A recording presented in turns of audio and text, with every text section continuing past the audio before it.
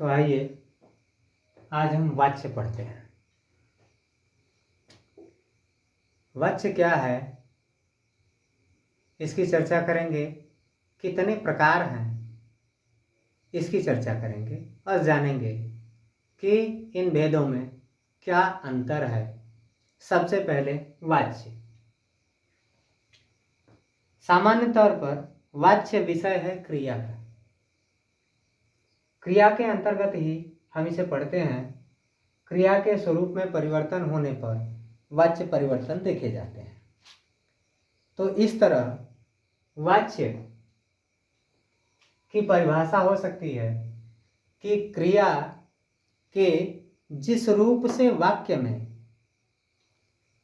कर्ता की प्रधानता है या कर्म की प्रधानता है या भाव की प्रधानता है, इसका पता चलता है, उसे ही हम वाच्य कहते हैं। एक बार फिर से सुने कि क्रिया के जिस रूप से हमें यह पता चले कि वाक्य में कर्ता, कर्म या भाव किसकी प्रधानता है, उसको हम वाच्य कहते हैं। अब वाच्य का जो भेद है, वर्गीकरण है, वह मुख्यतः 3 भाग बताए गए हैं इसके। पहला कर्तृवाच्य, दूसरा कर्मवाच्य और तीसरा भाववाच्य। तो कर्तृवाच्य से तात्पर्य यह है कि एक ऐसा वाक्य, एक ऐसा कथन जिसमें क्रियाएं या क्रिया का स्वरूप कर्ता के लिंग और वचन के अनुसार चलता है। जैसे जैसे कर्ता के लिंग और वचन बदलते जाते हैं, वैसे ही क्रिया का भी रूप बदलता जाता है। जो अगर कथन में ऐसी स्थिति देखी जाती है तो हम कहते हैं कि वाक्य कर्तृवाच्य का है। जैसे हम कहें कि मोहन पुस्तक पढ़ता है।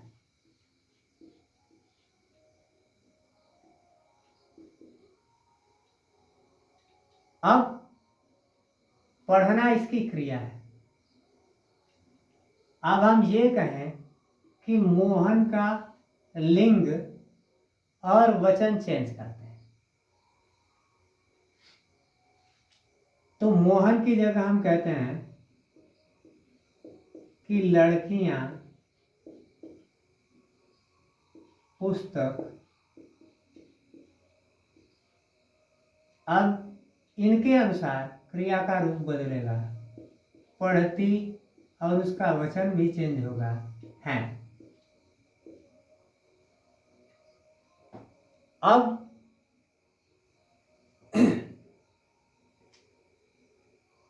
ब्राह्मण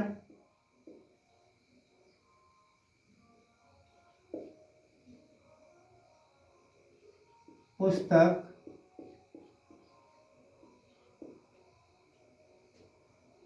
पढ़ते हैं।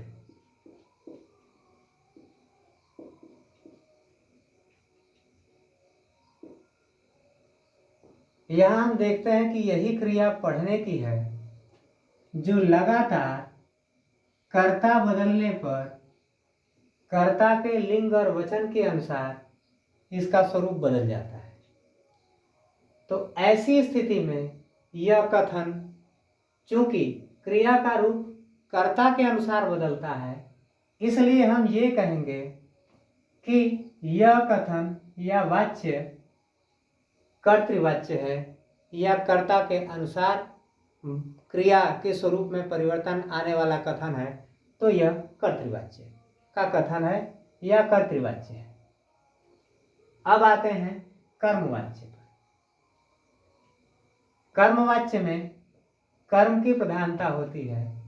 जैसे हम ये कहें कि यहाँ मोहन पुस्तक पढ़ता है, इसकी प्रधानता थी। अब हम ये कहें कि मोहन के द्वारा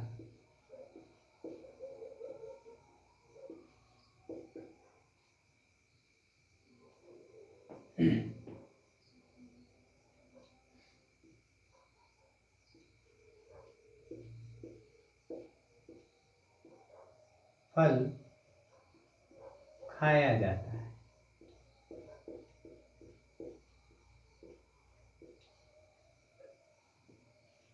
मोहन के द्वारा फल खाया जाता है।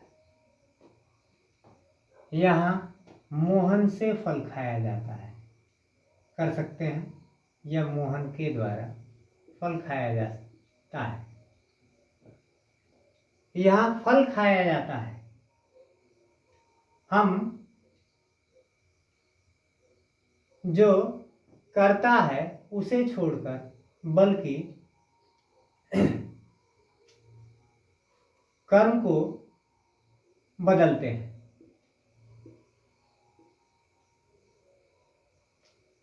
फल की बजाय रोटी बना देते हैं।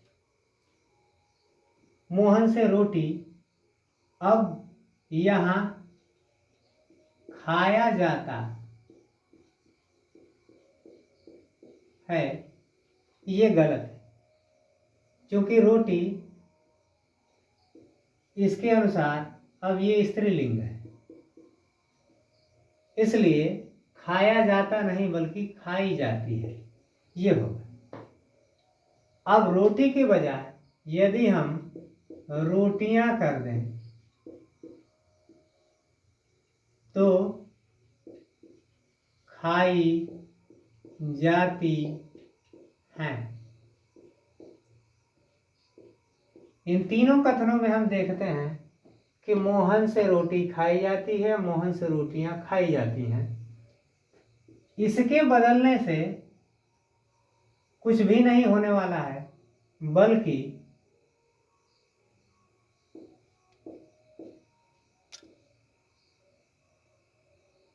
राम से लड़की से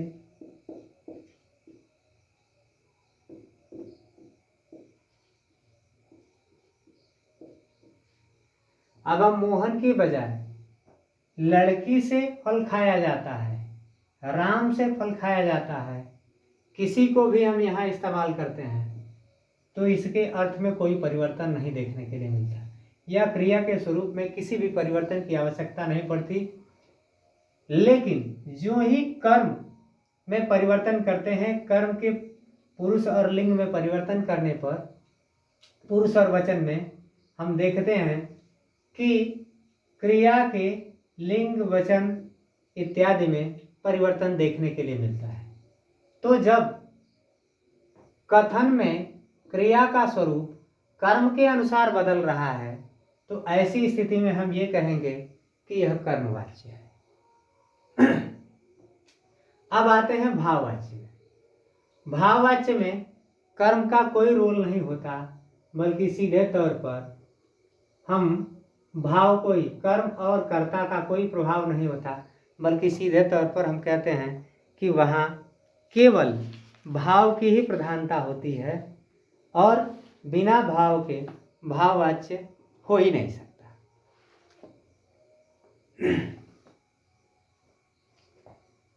जब कथन कर्ता और कर्म को छोड़कर भाव के अनुसार कहे जाते हैं तो उस स्थिति में हम कहते हैं कि वह कथन भाववाच्य के अंतर्गत आने वाले हैं। जैसे चला नहीं जाता,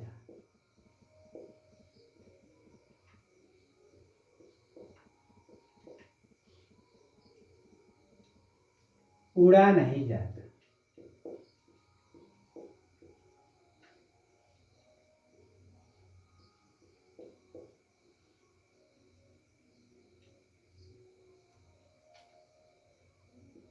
रोया नहीं जाता,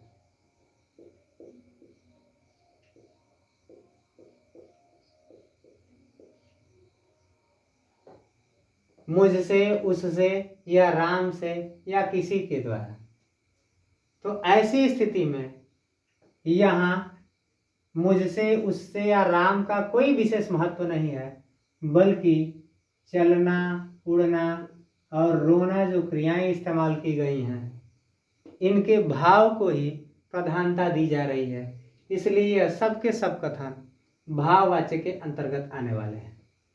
अब कुछ खास तौर की चीजें जो तीनों में अलग होती हैं देखी जाती हैं। याद ये रखना है कि कर्तृवाच्य में क्रिया जो होती है सकर्मक और अकर्मक दोनों तरह की इस्तेमाल होती है, जबकि कर्मवाच्य में केवल सकर्मक क्रिया का इस्तेमाल होता है। जबकि भाववाच्य में देखें तो केवल अकर्मक क्रिया का इस्तेमाल होता है।